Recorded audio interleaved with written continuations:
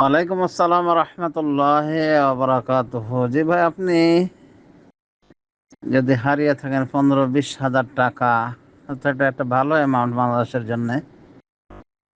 তো যদি আপনি হারিয়ে থাকেন, চুরি না করে কেউ হারিয়ে থাকেন, সেটা যদি কেউ পেয়ে তাকে, তাহলে তার একটা দায়িত্ব আছে, সে এটা এলান করবে, প্রচার করবে যে এরকম এমন টাকা পেয়েছি। 1 বছর প্রচার করবে এবং প্রচারের খরচা নিয়ে নেবে যখন মালিক খুঁজে পাবে তার থেকে। এটা হলো নিয়ম। কিন্তু আপনি যদি দাবি দাওয়া ছেড়ে দিয়ে আপনি মুক্ত করে দেন তাকে, আর এটা দান হিসেবে আল্লাহর নিকটে মানে পেশ করতে চান, তো আশা করি আপনি নেকি পাবেন ইনশাআল্লাহ। এই অবস্থায় যে নিবে, যে পাবে, তারই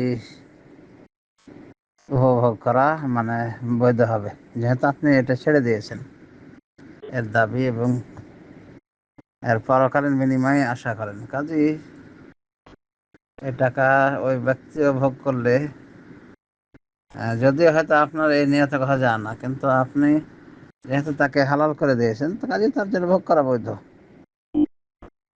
হয়তো পরকালে দায়ী থাকতো, প্রচার প্রসার না করার কারণে আপনার পর্যন্ত পৌঁছানোর জন্য চেষ্টা করেনি, কিন্তু আপনি তাকে দায়মুক্ত করে দিয়েছেন, তো অবশ্যই সব পাবেন ইনশাআল্লাহ। মানে এই টাকা যেই পাক, মুসলমান পেলে তো আপনি আরো নেকি পাবেন, কারণ একজন মুসলিমের সহানুভূতি দেখালেন, টাকাটা তার উপকারে আসলো। একটা বিধর্মীয় যদি পায়, তাহলে হয়তোবা এর মাধ্যমে আপনাকে আল্লাহ নেকি দান করবেন। কারণ বিধর্মীকে জাকাতের টাকা দেওয়া যায় না সরাসরি, কিন্তু এমনি টাকা দেওয়া যায়, হেল্প করা যেতে পারে। আর যে পেয়েছে সে যদি মুসলিম হয়ে ধর্মীয় প্রতিষ্ঠান দিয়ে দেয়, যেমন মসজিদে, মাদ্রাসা, এতিমখানায়, তাহলে তার নেকি আপনার আরো বেড়ে গেল, এটা সাদাকায়ে জারির পর্যায়ে চলে যাবে। আপনি যদি এইভাবে হালাল করে দেন, মানে কোনো দাবি দেওয়া না থাকে যে এটা গ্রহণ করেছে, তো ইনশাআল্লাহ আপনি সদকার নেকি পেয়ে যাবেন। আর বিশেষ করে আপনি দরখাস্ত করেছেন আল্লাহর কাছে, তাহলে ইনশাআল্লাহ এটা আপনার নেকির কাজ হয়ে যাবে।